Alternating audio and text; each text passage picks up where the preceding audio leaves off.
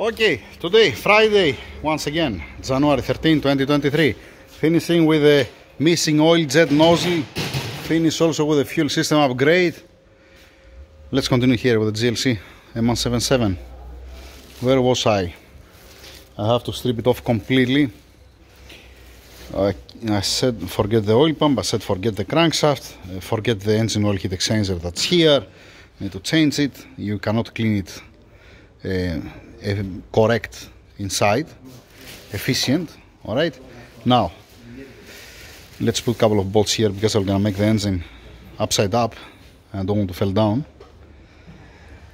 Important thing, what need to be checked here: cylinder heads, where it's holding down the camshaft to see that it's okay on the journal, and need to check also the block that it doesn't have any deformation, because the bearings, they turn on the number 1 and number 2, it's spin. So need to check this one. The thermostat will not gonna come out in one piece. You're gonna tell me it has a low mileage, the engine. Yeah, it doesn't matter. You're gonna see when it comes the time. So yeah, a couple of bolts on the crankshaft bearing caps and making it upside up. In this case, actually, it makes sense to remove the NOx sensors, the engine oil heat exchanger, and a couple of other stuff. It's much more easy. I have much more access. Yep. Moving on. We're gonna bring it front table. Take it away, please. First time that I remove the coolant thermostat in one piece, and it's stuck inside. So there is a hope, because till 5 minutes ago, I was not expecting that I'm gonna ever remove on M177 the thermostat in one piece. Alright, not bad. We have a nice and clean bore inside. Looking good.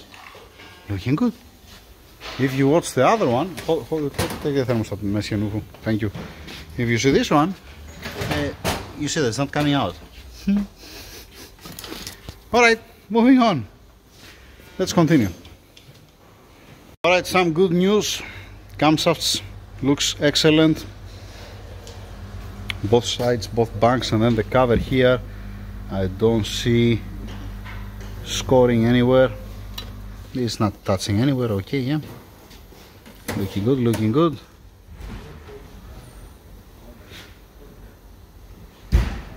So far, so good. Nice. Here you have some pieces on the guide, but nobody cares about that. As soon as the cover is okay, it's healthy, that's what then you need to see. Moving on. Mr. Nufu here, he's helping me opening the engine. Alright, take it out, Monsieur Nufu. Let's see. Yeah, looks a little bit disaster from the shrapnel from front. Okay, take it out. Don't worry, don't be afraid about the crankshaft, it's already gone. Number 1, number 5 cylinder. That's the lower bearing, the number 1 for the crankshaft. 1 and 5. Some pieces stuck between the cylinder wall and the piston.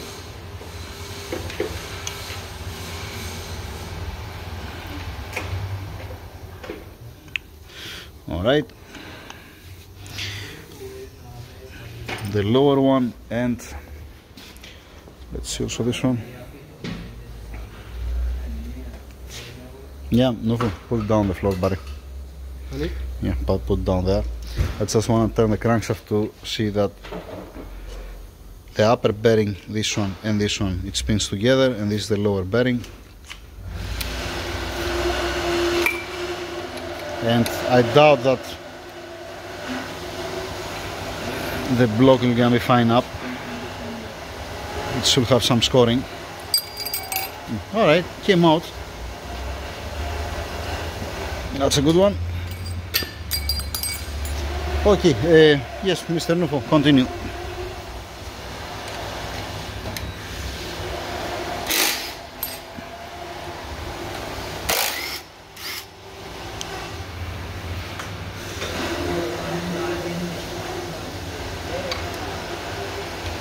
No, this is okay.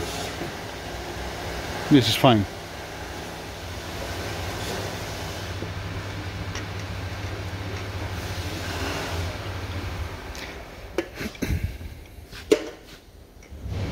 I'm gonna start again the camera when we remove the crankshaft to see how it looks like the block. I was expecting to be much worse than this. I see here at this point, scoring, this looks okay. The second one again here at this point and here on the edge. Need to check the bore, need to put the crankshaft bearing cap, torque down to specs, first clean all this mess, and then check again that it's round and it's okay. Alright, the rest of the three upper bearings looks okay. Can you please turn it upside down, upside up, spin it. Fuse connections here, forget it. And the crankshaft. The crankshaft, yeah, you see the mark that overheat. I can send to the machine shop, but I don't think it's gonna be okay. Especially when you don't find oversized bearings. Yeah. Then dial bore cage, right? Let's see. Is it 83? Just a second. Just a second. Cylinder number 1. Cylinder number 1 looks okay. Yeah, couple of thousand of millimeters to reach at 83. Here it's a little bit more tight. Here it's more tight than 83. And there it's 83 just at bottom. There it looks like it's 83 just. Acceptable. The number 1. Number 2.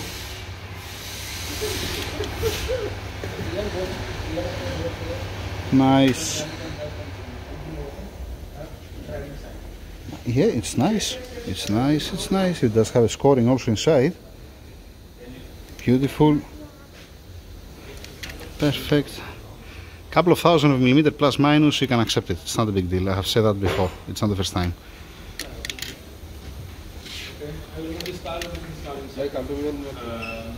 Alright. Alright.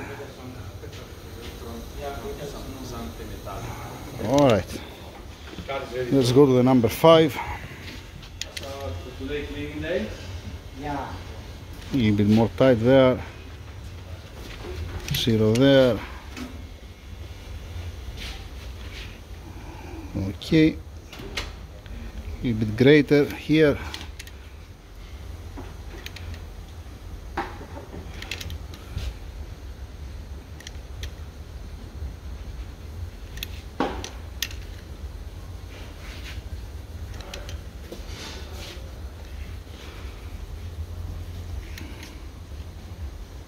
Nice. It's a rough measurement, but it looks nice. Yeah, it's a little bit more tight.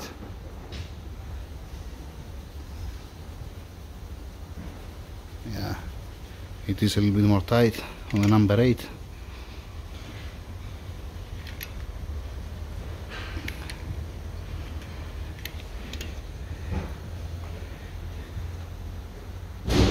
Yeah, keep in mind there's no torque plate on it, and it's from the factory. That's what you get. Even a brand new block is like that. So let's see also the cylinders. Be careful, Mr. Nufo. Yeah, you have some scoring there up. The third one looks okay. Fourth looks fine. I was expecting to be much worse than this, but fortunately it's not. Alright, alright, alright. So, yeah, and some scoring here. Number 1, number 5. This is where happened everything with the bearings. So, if it's nice and round down on the journals, here on the crankshaft bearing caps, we can use again the block. The final call, it's from the machine shop. Need to be stripped off completely and sent to the machine shop to measure it, and when it comes back again, I'm gonna measure it again. Need one light polishing down, not on the cylinders, on the where it's sitting the crankshaft bearings. That's it for now. Thank you very much. Over and out. First you are guiding with the bolts, and then you leave it to come inside this. First you are guiding with the bolts. You have to put the bolts through the bearing cap, and then you're gonna guide it down. Don't scratch the block, because they will gonna ask me. Let me put this at the end of the video. All right. Like I said earlier, the engine block goes at the machine shop to check it. Crankshaft, the same thing. I'm gonna send it just in case. Maybe they're gonna polish it, it's gonna be fine. 1 in a million, it might be. Now, 2 connectors, 2 pistons need to be replaced. No, don't worry about the pistons, because I have more pistons for the 177. It's not only this what you see. What we know for sure: 2 pistons, 2 connecting rods, crankshaft, 99%. Block, it's a 50-50. Most probably gonna get away with that. The block, oil pump, oil pickup tube, engine oil cooler, the heat exchanger that has on the side, right? And that's it. Correct? Correct. And the cam adjusters, I cannot open them. I can to get out the shrapnel, the small pieces. Yeah, it makes sense, right? Cylinder heads looks okay. I don't know if it's worth it, to be honest. Honestly, I don't know if it's worth it to repair this engine, rebuild this engine, or to get one engine and throw it in and call it a day. It's involving the crank. If it was only just 2 connectors and 2 pistons, you can get away with that. From this point of view, you need also the crankshaft bearing cap bolts. You need a new one. You need the head bolts. You need the head gaskets. You need the seals. You need the crankshaft main bearings. You need connectional bearings. Yeah. It's not only crank and 2 pistons, 2 connectors, and finish the story. From this point of view. The owner, he has to balance it. He has to get a quotation, let us say, how much it's going to cost to him to build this one, because you need to pay labor also to close the engine. Alright? How much it's going to be a used engine to drop it in, and to balance this to see what's better for him, what he wants better. That's it, over and out. If I don't make any other video, have a nice weekend. Today it's Friday. I don't remember if I mentioned. Maybe I mentioned at the beginning.